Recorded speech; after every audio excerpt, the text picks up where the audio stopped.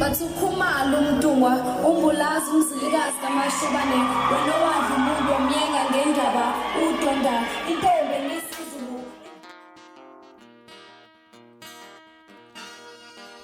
Kulokuthi ukhalatha sengikhona sengiphakathi kuyona channel yakhe hamba phambili kezo mina ngomfeza ngithuthunga ukhumalo bathi ilasbona amagumede mhlambe emangabe usemusha like hanzo phinde ngicela nje show to subscribe ungakhohlwa ukucomment nokulike kanjalo futhi nokushare okuyikhona okukhulu kunakho konke luthinta abantu abaningi udaba lensizwe laphana uMjolisi insizwe esencane esafika lapha nendemeni uMculi kaMaskandi nenekhono elimangazayo lapha nelathinta abantu abaningi ebangengoma emnandi lapha ethi ubaba kaenza kwakunombiko ofakwe lensizwe izolo lapha ezinkundleni zokuxhumana onyakazisa abantu abaningi lapha indaba zokuthi uyaqashwa impela kodwa imali yakhe idliwa yimenenja usecabanga nokuthi nomculo awulaxaze ngoba kukho okumisa phambili impela lendlela enzeke ngayo impela enze wabona ukuthi la emculweni kunzima kakhulu kungcono ukuthi ayihlalele ekhaya lapha angenzi lutho nanokuthi ke kuna album impela akade iphekile akasaboni nokuthi isicelo sakhona izogcina iphumile ngenxa ngcindezi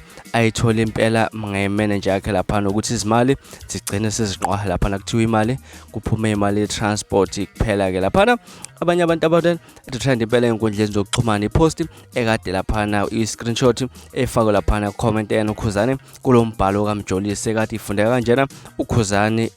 Mjolisi ukudabuka ethi kwabhlungu lokhu engikuzwayo mfethu ungithinte eceleni ngiluzwe kahle lolu daba abantu abaningi ebasola ukuthi uKhuzani lapha unesifiso sokuthi amsize umfana uMjolisi ukuze akwazi ukuthi iphume album yakhe ke lapha mhlambe noma amsayinise enkampanini yakhe ukuze akwazi ukuthi emculweni kube khona azokuzuza hayi ngalendlela ukuthi kugcine sokudliwa imali zakhe lapha ngendlela engaqondakala okanye ngendlela okungavunyelene naye njengoba echazile ekwipost athe ukuyifaka lapha insizwa uMjolisi la mhlambe engakuthini kwakho ukuphawula ngalolu daba ahlala lapha comment section ke siqede khona le ndaba izona ke esithi ezihamba phambili esikhathini sanamhlanje ningakhohlwa ukusubscribe nokulike kanjalo futhi nokushare okukhona okukhulu kunakho konke nibe nosuku lumnandi ngithanda kakhulu.